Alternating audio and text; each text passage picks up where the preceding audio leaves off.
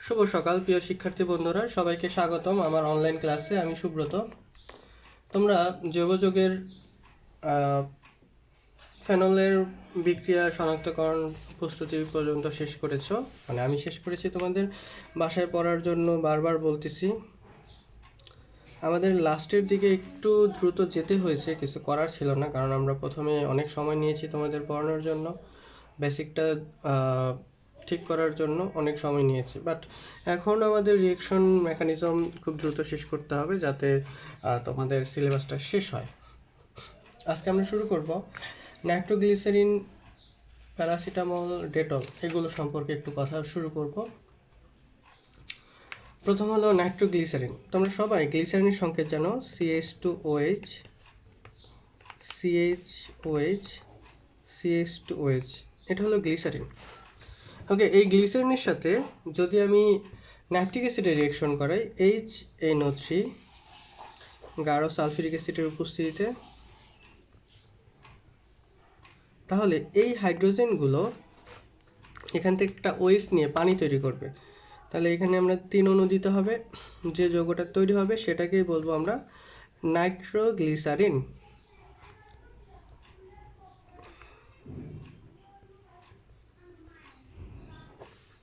ওকে, এটা হলো nitroglycerine. Glycerine, এই নাইট্রোগ্লিসারিনটা সাধারণত একটি বিস্ফোরক হিসেবে ব্যবহার করা হয়। সেই বিস্ফোরকগুলো তোমার অনেক জায়গায়, মনে করো যে পাহাড় ধ্বংস করার কাজে ব্যবহার করে। তোমরা যদি জুল ভার্নের কোনো বই, ওই যে রহস্যদ্বীপ নামে একটা মিস্ট্রিয়াস আইল্যান্ড পড়ো, সেখানে নাইট্রোগ্লিসারিন একটা কথা বলা আছে, তোমরা চাইলে দেখতে পারো, মানে বইটা পড়তে পারো আর কি। তারপর এটা হলো নাইট্রোগ্লিসারিন, গ্লিসারিন। এরপর হলো টিএনটি। টিএনটি হলো ট্রাইনাইট্রোটোলুইন। ট্রাইনাইট্রোটোলুইন আমি লাস্ট দিন তোমাকে দেখিয়েছিলাম কি হয়। আমাকে একটা টোলুইন নিতে হবে, এক অণু নাইট্রিক অ্যাসিড HNO3। তোমরা জানো টোলুইন একটা অর্থোপ্যারা নির্দেশক গ্রুপ। এটা সালফিউরিক অ্যাসিডের সাথে রিয়েকশন করে 30 ডিগ্রি সেলসিয়াস তাপমাত্রায় CH3 অর্থ অবস্থানে একটা নাইট্রোমূলক অথবা প্যারা অবস্থানে একটা নাইট্রোমূলক তৈরি হবে।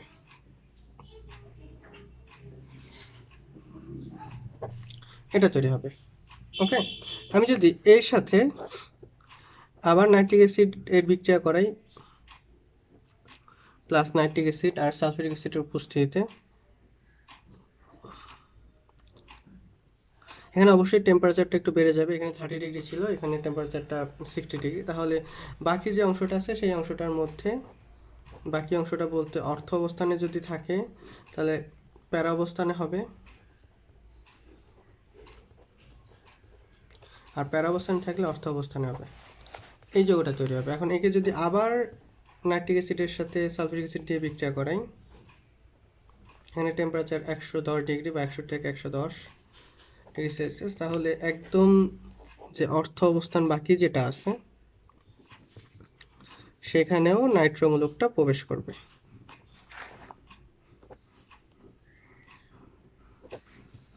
ওকে, এই হলো আমাদের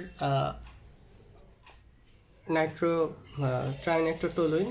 এটাও একটা বিস্ফোরক পদার্থ হিসেবে ব্যবহৃত হয়। কি হয়, টোলুইন প্লাস নাইট্রিক অ্যাসিড উৎপন্ন হবে অর্থোনাইট্রোটোলুইন অথবা প্যারানাইট্রোটোলুইন। এর সাথে আমি নাইট্রিক অ্যাসিড আবার সালফিউরিক অ্যাসিড দিব, টেম্পারেচার একটু বেশি থাকবে, তাহলে উৎপন্ন হবে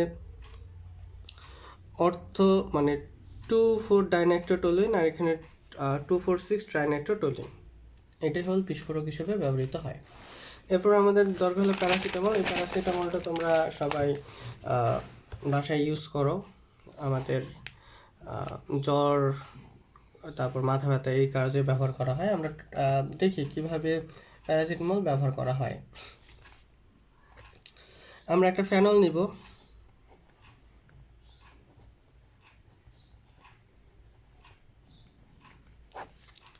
ফেনল, এর সাথে নাইট্রিক অ্যাসিডের বিক্রিয়া করাবো। নাইট্রিক অ্যাসিড দিলে অবশ্যই সালফিউরিক অ্যাসিড দিতে হবে, তাহলে এটার প্যারা অবস্থানে একটা, অ্যাকচুয়ালি দুইটাই হয়, অর্থ অবস্থানে হয় প্যারা অবস্থানে। আমার প্যারা অবস্থানটা লাগবে, তাই প্যারা অবস্থান নিয়ে কাজ করতেছি। এখন এইটাকে আমি যদি বিচারিত করি, তোমাদের মনে আছে কিনা যে নাইট্রোবেনজিনকে বিজারিত করলে অ্যানিলিন তৈরি হয়, তাহলে OH এখানে NH2 তৈরি হবে। ওকে, এই যৌগটাকে বলবো প্যারা অ্যামিনোফেনল।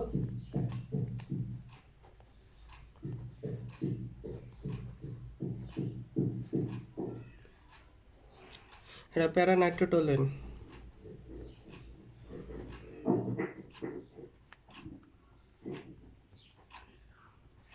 ওকে, কারণ এইটাকে আমি কি করব, ফার্দার রিয়াকশন করব।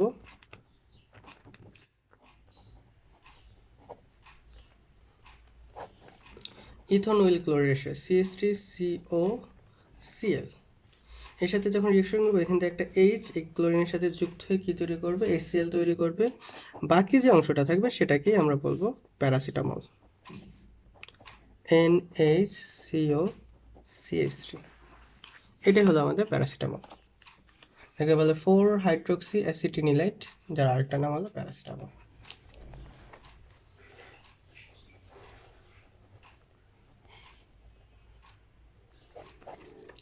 ওকে,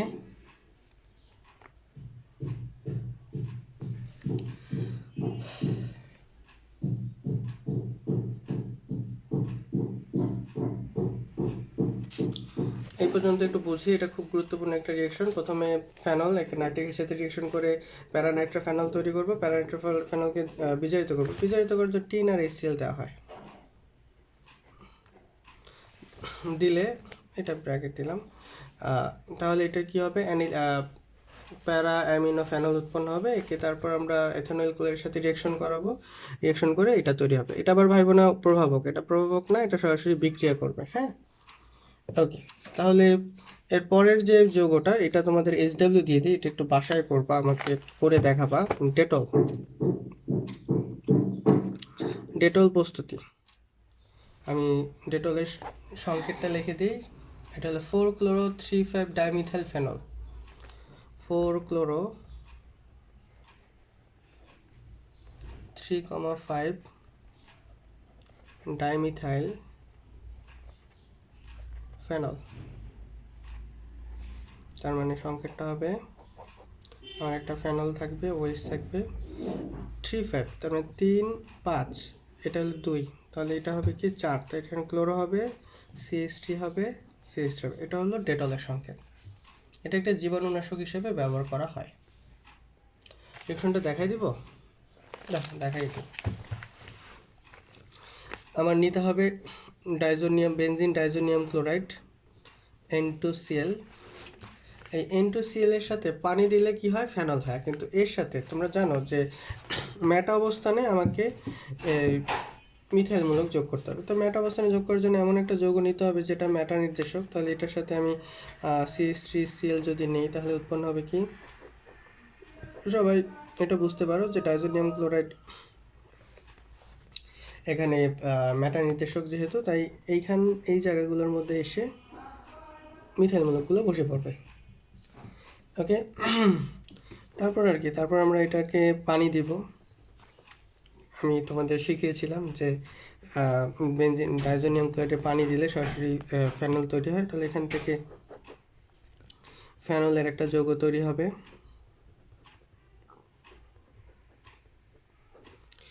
এরপর এটার মধ্যে ক্লোরিন দেব আয়রনের উপস্থিতিতে, তাহলে এখানে এর অর্থ বা প্যারা অবস্থানে এসে ক্লোরিনটা বসে পড়বে। এটা হলো আমাদের ডেটল। দেখো,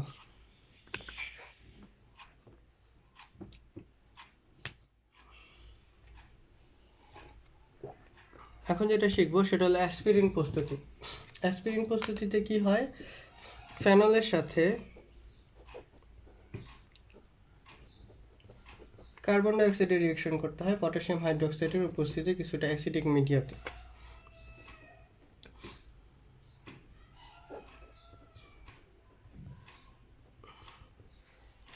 ওকে, এখানে এই রিয়েকশনের ফলে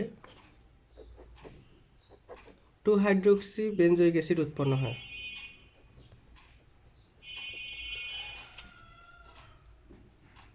ওকে, এরপর আমরা বিক্রিয়া করাবো।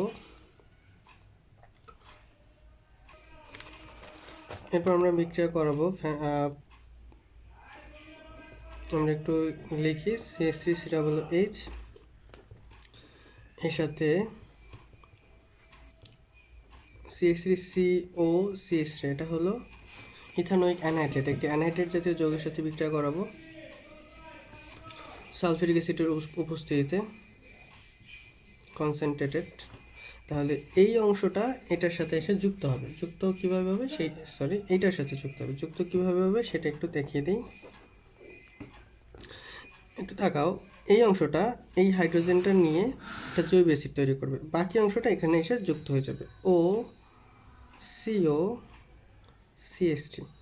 আমার এখানে আছে COOH। এটাই হলো আমাদের অ্যাসপিরিন।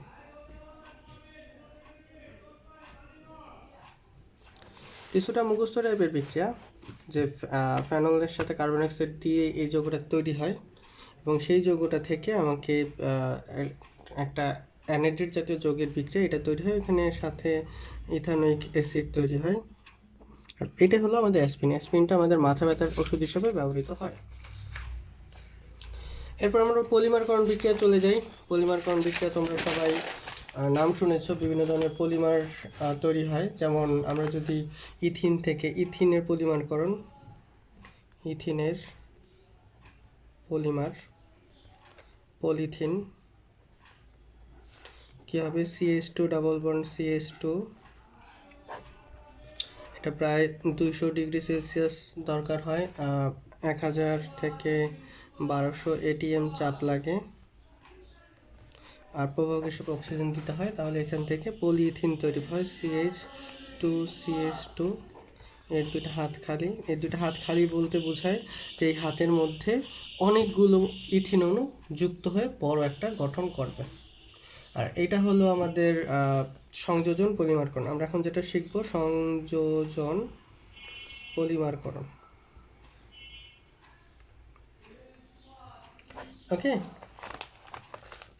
এখন এক শিখলাম।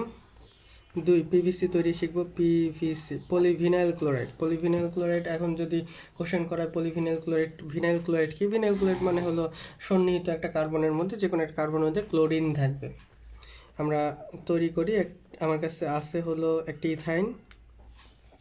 ইথাইনের সাথে HCl এর উপস্থিতিতে মার্কিউরাস ক্লোরাইডের সাথে 250 ডিগ্রি সেলসিয়াস তাপমাত্রায় ভিনাইল ক্লোরাইড উৎপন্ন হয়, CH2 ডাবল বন্ড CHCl, এটা তৈরি হয়। অ্যান্ড এই vinyl chloride CH2 double bond CHCl আমি তোমাদের শিখিয়েছি ভিনাইল ক্লোরাইড মানে কি। এটার পলিমারকরণ বিক্রিয়ার মাধ্যমে CH2 CHCl, এটা একটা হাত খালি হবে, এটা একটা হাত খালি হবে, এবং এই যে যৌগটা তৈরি হবে সেটাকে বলবো আমরা PVC। ওকে, এরপর আমরা ঘনীভবন পলিমারকরণ একদম কমন যেটা ছিল পলিঅ্যামাইড নাইলন 66, সেটা শিখবো, সেটার প্রস্তুতি শিখবো। নাইলন 66 এর জন্য আমার দরকার হলো 1,6-ডায়ামিন হেক্সেন বা হেক্সামিথিলিন ডায়ামিন আর অ্যাডিপিক অ্যাসিড, এই দুইটা জিনিস দরকার। আর ঘনীভবন পলিমারকরণে সাধারণত পানি, দুইটা যৌগের বিক্রিয়ায় পানি উৎপন্ন হয় এবং পলিমারটা উৎপন্ন হয়। তাহলে আমরা একটু নাইলন 66 এর প্রস্তুতি দেখি। নাইলন 6,6, তাহলে আমার প্রথম লাগবে হেক্সামিথিলিন ডাইঅ্যামিন। আমরা একটু লিখি NH2CH6NH2। হেক্সামিথিলিন এটা মিথিলিন মূলক, তোমরা মনে করে দেখো, আর ডাইঅ্যামিন দুইটা অ্যামিন মূলক। আর অ্যাডিপিক অ্যাসিডের সংকেত হলো দুই দিকে দুইটা COOH থাকবে, মাঝখানে 4টা CH2 মূলক থাকবে। তো COOH CH2 4 COOH। তাহলে এই হাইড্রোজেন এখান থেকে OH নিয়ে কী তৈরি করবে? পানি তৈরি করবে। তাহলে বাকি অংশটাও তো এখান থেকে বের হবে। তো আমি এখানে একটু লিখি NH, ওর একটা হাত খালি, CH2 6NH C double bond ও, কারণ ওয়েস্ট এই দিকে চলে আসছে।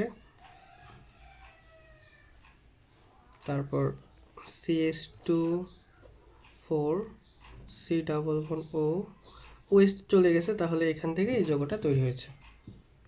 এটা হলো আমাদের নাইলন 6,6। বুঝতে পেরেছি, আমার এই যৌগটা তৈরি হবে এই জৈব অ্যাসিড থেকে ওয়েস্ট, আর মিথিলিন ওইখান থেকে হাইড্রোজেনটা বের হবে, অ্যামিন থেকে হাইড্রোজেনটা বের হবে। হাইড্রোজেনটা বের হয়ে যে বাকি অংশটা তৈরি করবে, পানি তৈরি করবে, পানি তৈরি করে এইটা তৈরি করবে। এখানে একটু মনে রাখতে হবে যে আমার পানির সংখ্যা হলো (2n - 1) সংখ্যক পানি তৈরি হয়। এটা একটা অবজেক্টিভ। 2n - 1 বলতে বোঝায় আমার এইটা n দুইটা মিলে 2n থেকে এক অণু, মনে করো এটা যদি 5 মোল নেই, এটা যদি 5 মোল নেই, উৎপন্ন হবে 10 মোল পানি, উৎপন্ন হবে না, উৎপন্ন হবে 9 মোল পানি। এটা কিন্তু মাথায় রাখো, কারণ এদিক থেকে একটা জায়গায় মানে জিনিসটা ঢুকে যায়, লাস্টে একটা অংশ করতে পারে না, সেজন্য সংখ্যাটা একটা কম হয়। এটা একটা গুরুত্বপূর্ণ অবজেক্টিভ। ওকে, তারপর আমাদের ফর্মালডিহাইড বা ফর্মিকা রেসিন তৈরির প্রস্তুতি। ইউরিয়া থেকে যে এটা তৈরি হয়, মেলাডুর জাতীয় একটি ফর্মালডিহাইড রেজিন তৈরি হয়, বা এটাকে ফর্মিকা বলে, সেটা আমরা একটু লিখি। Methanal, urea methanal polymer.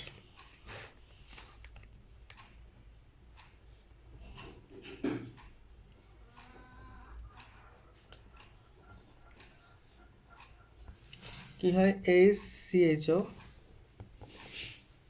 Plus NH2CO NH2। ওকে, তাহলে এখান থেকে কি কি বের হবে সেটা আমি একটু দেখি। আমার দেখতেই পাচ্ছ যে এইখানে আছে NH2CO NH2, তাহলে এখান থেকে একটা হাইড্রোজেন, আর বাকি অংশটা থেকে ওয়েস্টটা বের হবে। যদি বের হয় তাহলে কি হবে একটু দেখি। CH2 এর একটা হাত খালি হবে, NH CO NH, N plus N সংখ্যক পানি। এটা একটু বুঝে নাও ঘটনাটা কি হয়েছে।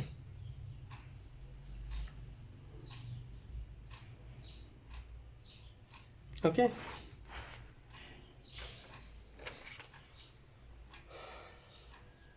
এরপর আমরা শিখব, সেটা হলো ব্যাকেলাইট প্লাস্টিক প্রস্তুতি, ফেনল প্লাস মিথানেলের সাথে।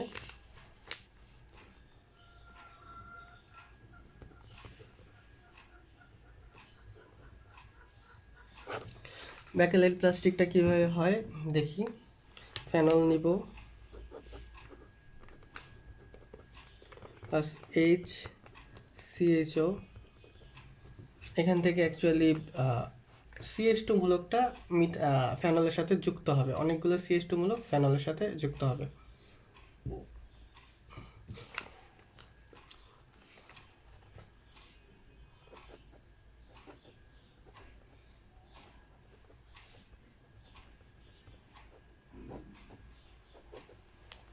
এটা অনেক বড় একটা প্লাস্টিক জাতীয় যৌগ তৈরি করবে।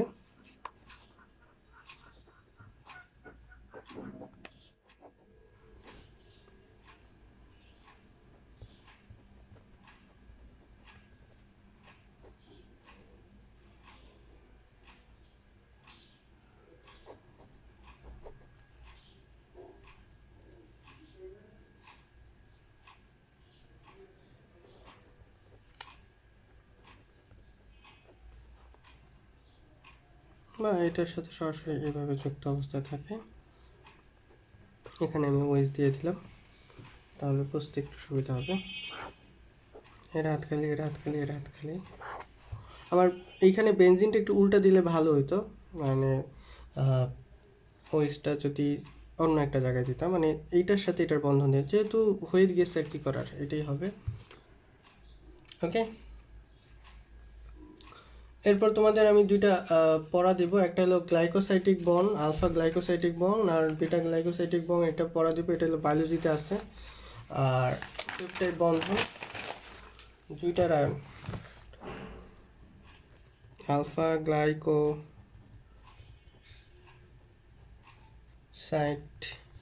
বন্ধন খুবই গুরুত্বপূর্ণ, এটা কিন্তু মাথায় রেখো, এটা SW। বিটা গ্লাইকোসাইড বন্ধন,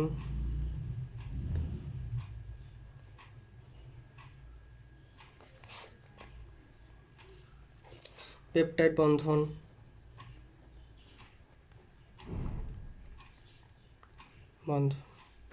তারপর হলো জুইটার আয়ন।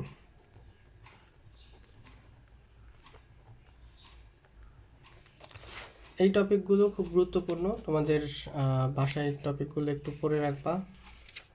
SWর জন্য আমি দিলাম, আর তেমন কিছু নাই, এই পর্যন্ত করতে পারলে তোমাদের শেষ। ওকে, আর তেমন কিছু নাই। এই কয়টা সংজ্ঞা তোমাদের বাসায় শিখে রাখতে হবে। সো আমরা মোটামুটিভাবে জৈব যৌগ শেষ করলাম। একটা বই আমরা ফলো করেছি, সেটা হলো স্বপন কুমার স্যারের বই। যা ছিল আমি চেষ্টা করেছি গুরুত্বপূর্ণ অংশগুলো টাচ করার। বাসায় বারবার প্র্যাকটিস করবা যাতে তোমাদের এই সম্পর্কে আর কোনো প্রবলেম না থাকে, বারবার প্র্যাকটিস করলেই হবে। আর আমার লেকচার একদম হুবহু স্বপন কুমার স্যারের বইয়ের সাথে মিলবে। তোমরা চেষ্টা করবে এই টপিকগুলো স্যারের বই থেকে কমপ্লিট করার। কোথাও যদি না বোঝো বইটা একটু করবে, আর আমাকে দরকার হলে নক করবে। ধন্যবাদ সবাইকে। আমরা নেক্সট চ্যাপ্টার 4 শুরু করে দিব। চ্যাপ্টার 4 শুরু করে আমি যতটুকু পারি শেষ করব, হয়তোবা আমি সম্পূর্ণটা শেষ করে ফেলবো। আর বাকি যে অংশটা থাকবে সেটা চ্যাপ্টার 5, সেটা তানভীর স্যার শুরু করবে। আমার এই 7টা ক্লাসে 2টা ক্লাস জৈব গেল, আর 5টা ক্লাসে মেবি আমি শেষ করে দিতে পারবো চ্যাপ্টার 4। ধন্যবাদ সবাইকে।